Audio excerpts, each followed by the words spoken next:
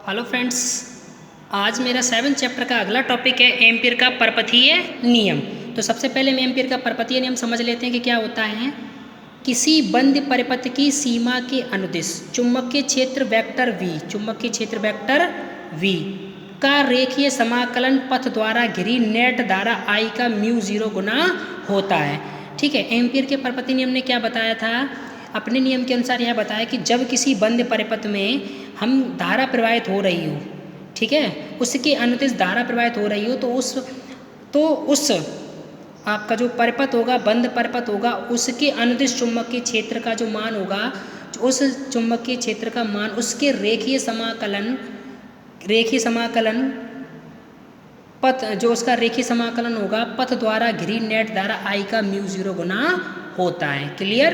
एक बार फिर समझ लें, किसी बंद परिपथ की सीमा के अनुदिश चुंबकीय क्षेत्र वेक्टर B का रेखीय समाकलन पथ द्वारा घिरी नेट धारा I का म्यू 0 गुना होता है। बंद समाकलन का sine vector B into vector dl बोले तो उस, जैसे हम पथ ले रहे हैं, कोई पथ ले रहे हैं, सपोज दैट मैंने वृत्तीय पथ ले लिया, तो मैंने उसे मान लिया कि उसके सूक्ष्म अवयव खंडों dl से मिलकर बना है, तो उसके एक सूक्ष्म अवयव खंड की लंबाई dl बराबर म्यू 0 और I। म्यू 0 आपकी जानते हैं क्या होती है? आपकी निर्वात की चुंबकशीलता। ठीक है, आगे चलते हैं इसकी उत्पत्ति कैसे होती है। तो सबसे पहले मैंने क्या किया, स्मॉल r त्रिज्या का एक आपका वृत्तीय पथ ले लिया। ठीक है, वृत्तीय पथ ले लिया और उसमें एक लंबवत रूप से एक आपके लंबाई का एक्स वाई तार है, इसमें धारा I प्रवाहित हो रही है, जो कागज तल के लंबवत रखा हुआ है, जो कागज तल के कैसे रखा हुआ है? लंबवत रखा हुआ है।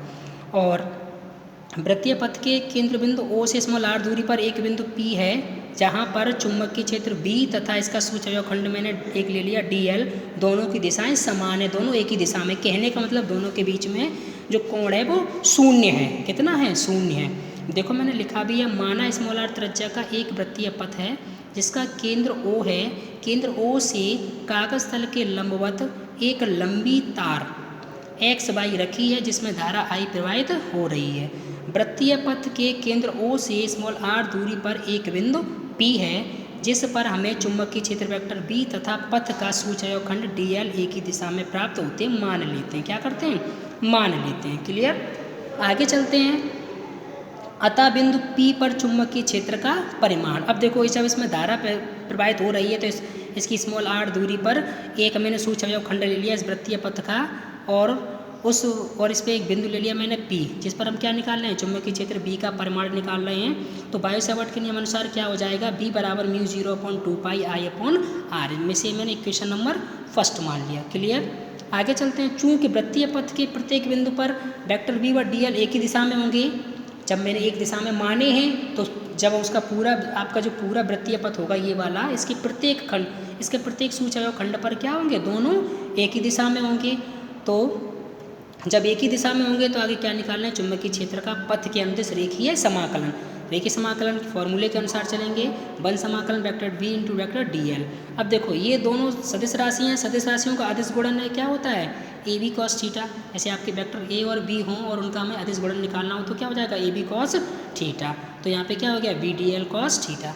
अब देखो, थीटा बराबर 0 अंश, क्योंकि एक ही दिशा में है, तो cos 0 का मान कितना होता है? 1। तो मेरे पास ये आ गया। अब हम देखो, B आपकी कांस्टेंट राशि है, तो मैंने क्या किया? बंद समाकलन से बाहर ले लिया आपकी, और बंद समाकलन dl बचा, इसे इक्वेशन नंबर सेकंड मान लिया।